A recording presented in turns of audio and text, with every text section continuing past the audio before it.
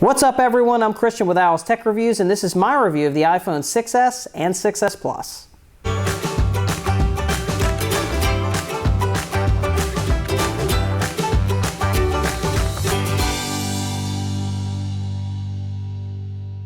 The only thing that's changed is everything, according to Apple with the iPhone 6s and 6s Plus.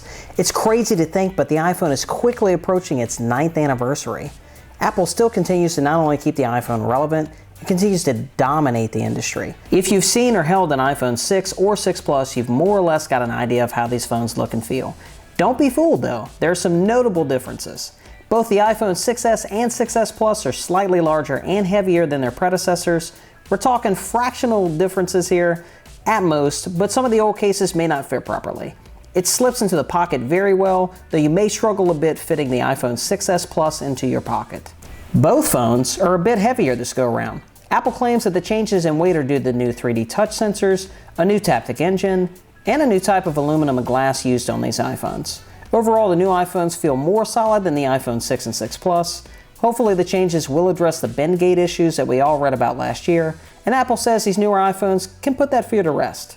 Ergonomically, both phones settle very comfortably in the hands, although I prefer the one-handed friendliness of the iPhone 6s over the 6s Plus. If you're accustomed to using a two-handed phone, you'll have no issues with the iPhone 6s Plus in daily use. The glass elegantly slopes into the aluminum, giving a very continuous feel despite the bondage of glass to aluminum. It can be a bit slippery in the hands, and for some, difficult to grip. I put a case on my daily driver anyway, so I really don't mind the curviness of the phone's design. From a design standpoint, the only two things that I do not personally care for are the way that Apple uses the antenna lines and the slight hump on the camera lens. I wish that Apple did a better job at making the banding for the antennas mesh better with the aluminum.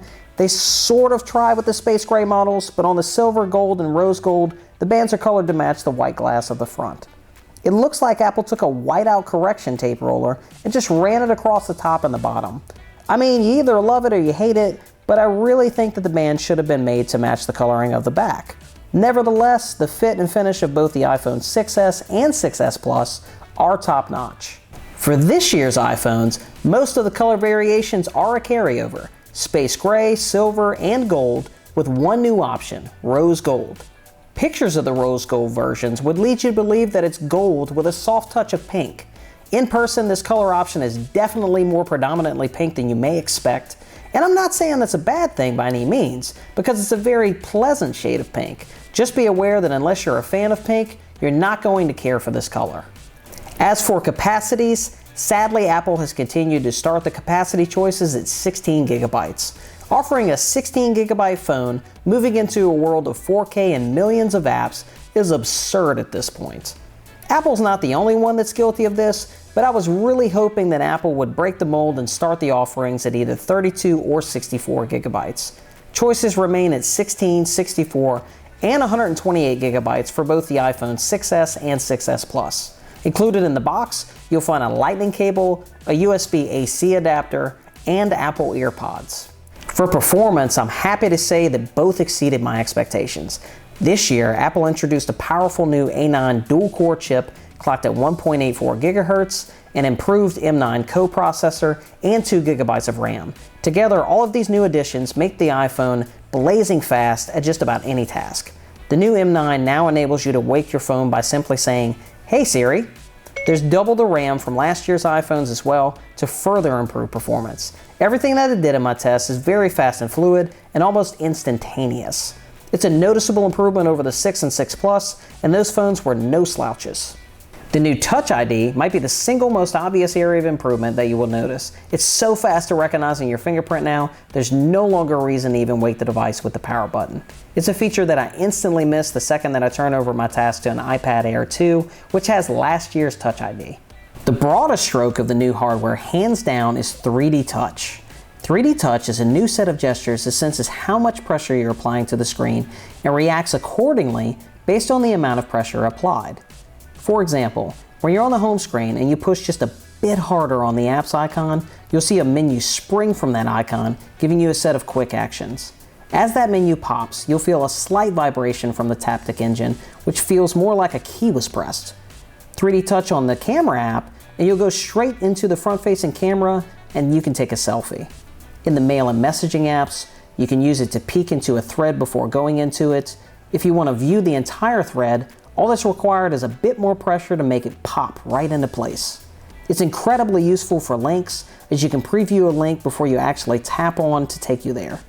For the first few hours, I really had to remind myself that the feature was there, but once you get accustomed to 3D Touch, it's a joy to use.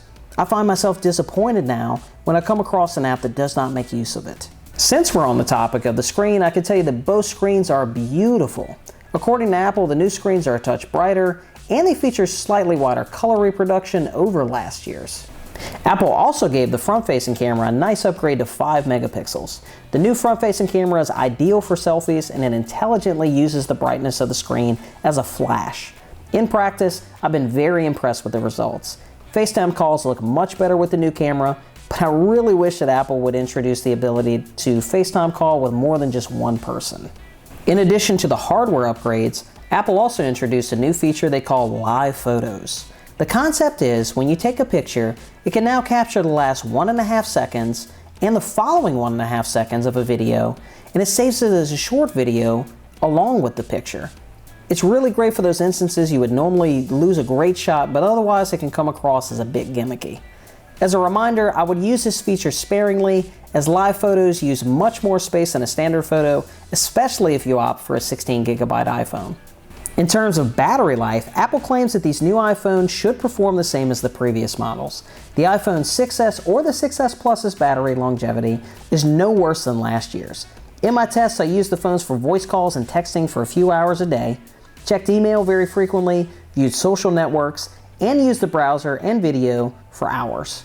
As with all smartphones, the only substantial difference in battery drain were the expected areas of watching video or gaming. There's a new battery saver feature that lets you enable to stretch your battery a bit further. Expect to be charging either one of these on a daily basis unless you're a very mild user. Overall, averaged around 15% on the iPhone 6S and around 25 to 30% on the iPhone 6S Plus of remaining battery before putting them both on the charger for the night. My overall experience using the new iPhones has been extremely positive.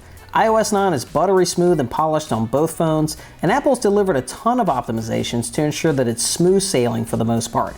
Everything loads very snappy, giving me the fastest experience thus far with an iPhone. While some of the specs may sound mild, these new iPhones are among the fastest that I've used. Apple does a great job of software and hardware balance, and it shines on these new iPhones. Probably to no surprise, the iPhone 6S and 6S Plus are the best iPhones that Apple's launched to date. These iPhones provide a great experience with faster hardware and reliable, robust software. 3D Touch fundamentally changes the way that we use our iPhones, and I personally cannot wait to see what developers do with it. I can say that if you have any concerns on whether this is a worthy upgrade, you should put those to rest. If you're coming from an iPhone 5S or older, the choice is obvious, but there's a lot to gain coming from the 6 or 6 Plus as well.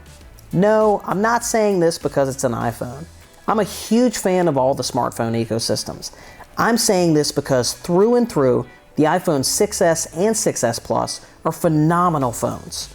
Thoughtful additions like 3D Touch, live photos, upgrades to Siri, substantial improvements to the cameras, and overall hardware make this a meaningful upgrade for all. While maybe everything hasn't changed, Apple changed exactly what it needed to make this an easy recommendation. Well, that's my review of the iPhone 6S and 6S Plus. Comment below, let me know your thoughts. If you like this video, make sure and click the like button. If you really enjoyed this video, make sure and click the subscribe button. I'm Christian with Owyls Tech Reviews, and I'll catch you next time. Thanks.